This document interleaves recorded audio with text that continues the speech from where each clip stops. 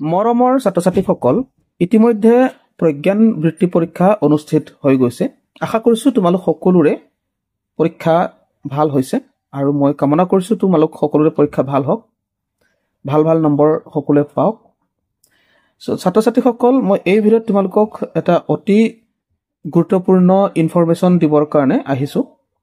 তোমালোকে ভিডিঅ'টো শেষলৈকে মনোযোগেৰে চাবা, স্কিপ নকৰাকৈ চাবা আৰু তোমালোকে বন্ধুসকললৈও শ্বেয়াৰ কৰি দিবা ভিডিঅ'টো, ঠিক আছে। আৰু তোমালোকে যিকোনো ধৰণৰ প্ৰতিযোগিতামূলক পৰীক্ষা যদি প্ৰস্তুতি চলোৱা, এই চেনেলটো ছাবস্ক্ৰাইব কৰি ৰাখিবা, কাৰণ মই এই চেনেলটোত তোমালোকৰ বিভিন্ন ধৰণৰ প্ৰতিযোগিতামূলক পৰীক্ষাসমূহ এই মানে প্ৰস্তুতি চলাই থাকোঁ এই চেনেলটোতে।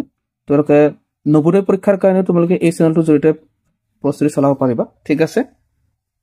গতিকে ছাত্ৰ-ছাত্ৰীসকল, মই এই ভিডিঅ'ত তোমালোকক জনাবলগীয়া মেইন কথাটোলৈ আহিছোঁ। তোমালোকে যিহেতু পৰীক্ষা দিলাই, গতিকে পৰীক্ষা দিয়াৰ পিছত তোমালোকৰ মনত এটা হয়তো কথা আছে যে পৰীক্ষাৰ ৰিজাল্টটো কেতিয়ানো দিয়া হ'ব, নহয় জানো? সেইটোকে জানিবলৈ খুব ইচ্ছা কৰিছা কিজানি। গতিকে মই এই ভিডিঅ'ত তোমালোকক সেই ৰিজাল্ট সন্দৰ্ভতে ইনফৰমেশ্যন জনাব বিচাৰিছোঁ যে তোমালোকৰ ৰিজাল্ট আচলতে কেতিয়া ঘোষণা কৰা হ'ব, ঠিক আছে। পৰীক্ষাটো হৈ গৈছে।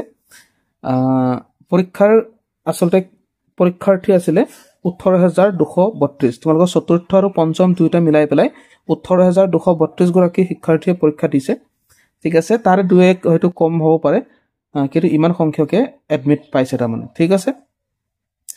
এটা ৰিজাল্টৰ যদি কথা কওঁ, তোমালোকৰ ৰিজাল্ট হ'ব 2 মে তাৰিখে। 2 মে তাৰিখলৈকে তোমালোকে অপেক্ষা কৰিব লাগিব। 2 মে তাৰিখত তোমালোকৰ ৰিজাল্ট ঘোষণা কৰা হ'ব। আৰু অসম ৰাজ্যিক প্ৰাথমিক শিক্ষক সন্মিলনীৰ প্ৰতিশ্ৰুতি অনুসৰি তোমালোকৰ ষ্টেটত ৰেংক থাকিব, প্ৰথম, দ্বিতীয়, তৃতীয় বুলি ব্লকতো থাকিব, ফাৰ্ষ্ট, ছেকেণ্ড, থাৰ্ড। গতিকে তোমালোকে কেনেকুৱা কি পাবা এইটোলৈ চিন্তা কৰিব নালাগে, কিন্তু তোমালোকে পৰীক্ষাত যে উপস্থিত হ'ব পাৰিলা, এটেণ্ড হ'ব পাৰিলা, সেইটো তোমালোকৰ কাৰণে বহুত ভাল কথা। বোলে ষ্টেট ৰেংক কৰিব লাগিব, ব্লক ৰেংক কৰিব লাগিব, সেয়াই উদ্দেশ্য নহয় আচলতে। উদ্দেশ্যটো থাকিব লাগে, কিন্তু সেয়াই হ'ব নালাগে আচলতে। তোমালোকৰ ভৱিষ্যতৰ কাৰণে তোমালোকে জাষ্ট এটা প্ৰস্তুতি চলাইছা। গতিকে তোমালোকে পৰীক্ষাবোৰ এনেকৈ প্ৰতিযোগিতামূলক পৰীক্ষাসমূহ সদায় দি থাকিবা, ঠিক আছে। মে মাহৰ 2 তাৰিখলৈকে ৱেইট কৰা। তোমালোকে মোৰ এই চেনেলটোৰ দ্বাৰাই তোমালোকে ৰিজাল্টটো পাব পাৰিবা। গতিকে চেনেলটো ছাবস্ক্ৰাইব কৰি ৰাখা আৰু যিকোনো কিবা যদি তোমালোকৰ ক'বলগীয়া থাকে এই সন্দৰ্ভত তোমালোকে কমেণ্ট বক্সত কমেণ্ট কৰি জনাব পাৰিবা, ঠিক আছে। আজিলৈ আমি ইমানতে সামৰিছোঁ।